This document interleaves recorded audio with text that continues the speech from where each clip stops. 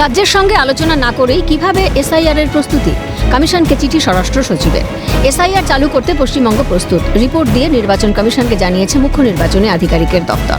এর ভিত্তিতে শুক্রবার রাজ্যের স্বরাষ্ট্র সচিব নন্দিনী চক্রবর্তী রাজ্যের সিইও মনোজ আগরওয়ালকে চিঠি দেন। কমিশন সূত্রে খবর, স্বরাষ্ট্র সচিবের চিঠিতে আপত্তি সিইও দপ্তরের।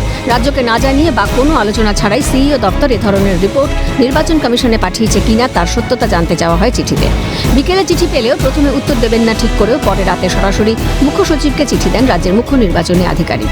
চিঠিতে জানানো হয়েছে, এসআইআর নির্দেশিকার 10 নম্বর অনুচ্ছেদ এবং গত 5ই জুলাই নির্বাচন কমিশনের চিঠির ভিত্তিতে গোটা দেশে এসআইআর চালুর কথা জানিয়ে কি প্রস্তুতি নেওয়া হয়েছে সমস্ত রাজ্যের কাছে তা জানতে চাওয়া হয়। সেই ভিত্তিতেই কমিশনকে তথ্য পাঠানো হয়েছে বলে জানিয়েছেন সিইও মনোজ আগরওয়াল। যদিও স্বরাষ্ট্র সচিবের লেখা প্রশ্নের সরাসরি উত্তর উল্লেখ করা হয়নি ওই চিঠিতে। এসআইআর নিয়ে জাতীয় রাজনীতিতে বিতর্ক তুঙ্গে। এসআইআর ইস্যুতে প্রথম থেকেই সুর চড়িয়েছে তৃণমূল সহ বিরোধীরা। ইলেকশন কমিশন কখনোই একটা নির্বাচিত সরকারের ওপরে নয়, যে কোনো প্রশাসনিক সিদ্ধান্ত তাকে নিতে পারে কেবলমাত্র নির্বাচন কমিশন। নির্বাচন কমিশন প্রশাসনিক সিদ্ধান্ত নিতে পারে না, অ্যাডমিনিস্ট্রেটিভ ডিসিশন নিতে হবে রাজ্য সরকারকে, এটা নির্বাচিত আর ওনারা মনোনীত।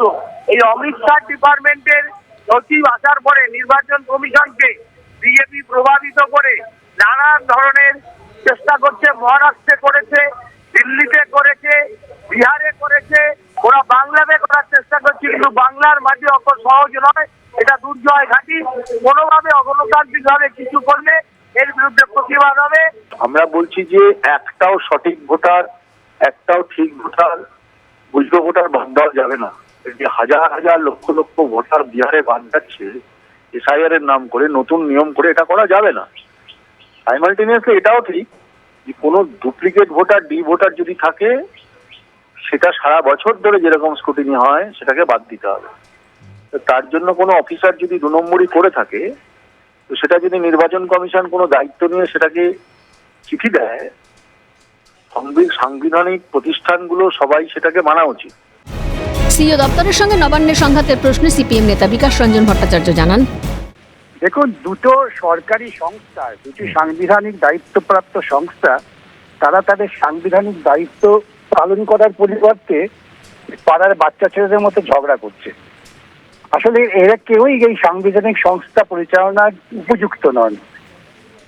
এটা এখন জনগণকে বুঝতে হবে যে এই ধরনের প্রশাসকদের আমরা কি করে টিকিয়ে রাখি। এদের দূর করতে হবে যদি আমরা সংবিধান এবং সাংবিধানিক ব্যবস্থাকে বাঁচাতে চাই। লিস্ট রিভিশন করাটা স্বাভাবিক কাজ এবং সে কাজটা করতে হবে। সেই স্বাভাবিক কাজটা সততার সঙ্গে করতে হবে। এই ব্যাপারে রাজ্য কিংবা কেন্দ্রে কারো সংঘাত থাকার কথা না। উল্লেখ্য, রাজ্যের স্বরাষ্ট্র সচিব এই চিঠি পাঠানোর আগেই রাজ্যের মুখ্য সচিবকে 4 অভিযুক্ত সরকারি পদাধিকারীর শাস্তিমূলক পদক্ষেপ কার্যকরী করতে করা বার্তা দিয়ে ডেডলাইন বেঁধে দিয়ে চিঠি দেয় জাতীয় নির্বাচন কমিশন। খালেদ জামালের রিপোর্ট, ক্যালকাটা নিউজ।